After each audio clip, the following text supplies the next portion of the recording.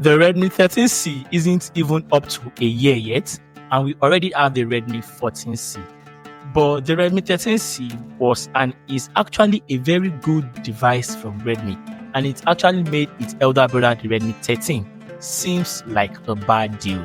I reviewed both devices, right? I'll put the link to the video in the description below. You can watch them right after you watch this one finish. Anyways, the Redmi 14C is here, and for the price of about 154,000 naira, is it a worthy upgrade or is just the Redmi 13C redesigned? Let's talk about it.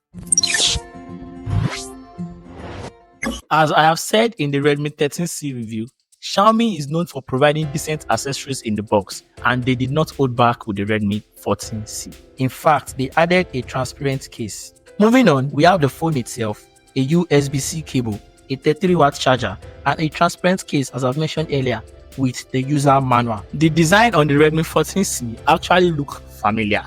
It is the same design on the Tecno Spark 30C, which is not necessarily a bad thing. In fact, I'm very happy that we have a change in design here. Don't get me wrong, I prefer the design in the Redmi 13C, but the change in design is not actually bad. There are a lot of people out there that will prefer this design. You either hate it or you love it. It's subjective. The phone is flat and have curved edges and is actually made of plastic, which makes it lightweight and comfortable to hold in the hand. But we still have this glossy finish, right? And I must say that it looks kind of compact compared to the Redmi 13C if you have them side by side. Or is it just me? Overall, great build quality and change in design is a welcome addition, but the 13C design looks more matured, as I've said before, and clean. If I'm to pick one, I would definitely pick the Redmi 13C. At the left side, we have the SIM card tray. At the other side, we have the volume up and the volume down buttons. We also have the power button that doubles as a fingerprint scanner, which, to be honest, is just as fast as the Redmi 13C. No noticeable difference. At the bottom, we have the Type-C port, the mic and speakers, which actually got a redesign. Then at the top, we got the headphone jack, which I'm glad they still keep around. I was actually thinking the Redmi 14C, the headphone jack will be gone, but I'm glad that is still around. The build quality is still really solid, just like the Redmi 13C, but the change in design is a welcome addition. But I'm sure some will like it, some may not. As I've said before, it is totally subjective. The display on the Redmi 14C seems like a copy and paste from the Redmi 13C. I think Xiaomi is like, if it doesn't break, don't fix it.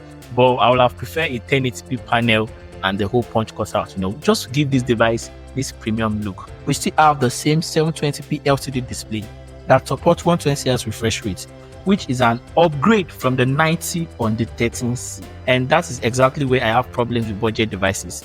To be honest, we don't need 120Hz on budget devices.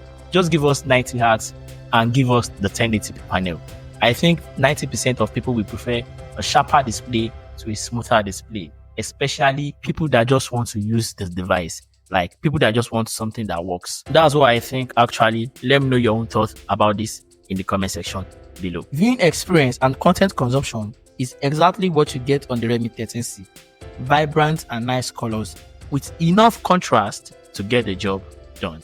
Running the Redmi 14C is the MediaTek Helio G81 Ultra, which is supposed to be a faster and a better chip, but it's not. We have the G85 on the Redmi 13C, but we have the G81 Ultra on the Redmi 14C. And comparing to the Redmi 13C side by side, which only makes sense to do, you won't notice much of a difference at all. But the G85 is older, I think 4 years now, if not 5. So the recent chip is a welcome addition. But to be honest, again, you won't notice much difference in day-to-day use, like browsing the social media, making phone calls. Same goes for games as well. It runs exactly how games run on the Redmi 13C. Not so flawless, but playable.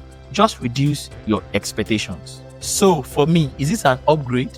I would say no, it's just a recent chip. And most times, recent chip does not necessarily mean a better one. Software running on the Redmi 14C is Android 14 with HyperOS 14, which they just integrated into their smartphones. So I think the 13 lineup should have gotten the HyperOS too. And to be honest, I prefer the MIUI in my own opinion, because you have control of everything. We have customization, split screen, sidebar, and so on and so forth.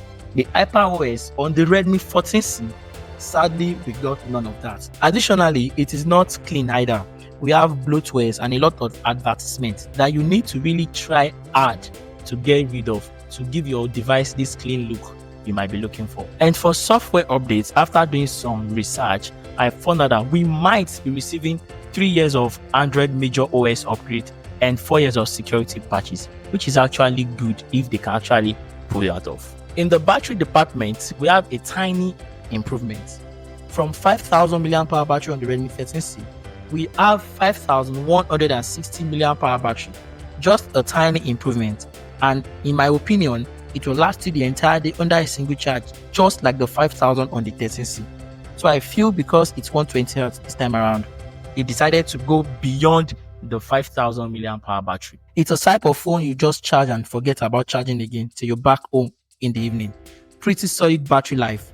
Plus, we have 33-watt charger inside the box, but the phone maxes out at 18 watts. And with that, you should expect about 1 hour 45 minutes to fully charge your device from 0 to 100.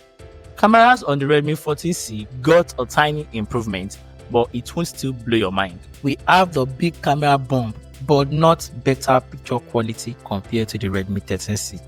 We still have the 50 megapixel main lens, which is the only useful back camera, and the improved 13 megapixel selfie camera compared to the 8 on the 13C. But to be honest, similar story in all this budget category thing going on for both the back and the front camera. It produces good and okay picture under good lighting condition, but is not so consistent, especially during low light or night time.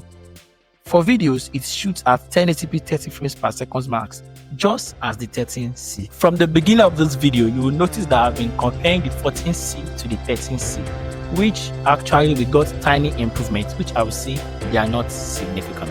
So if you have the Redmi 13C, stick with it. Or if you are looking to get a Redmi device in this budget category, you can pick the Redmi 14C up. But bear in mind of the ups and downs of this device, especially in that software department. That is my review on the Redmi 14C. Let me know your opinion about this device in the comment section below. Are you as disappointed as I am about the software department? Like there's no customization, there's no split screen, there's no sidebar. Let me know your opinion in the comment section below. Don't forget to hit the like button, subscribe to the channel if you're new. We're close to 1,000 subscribers. And as always, love, peace, and tweaks.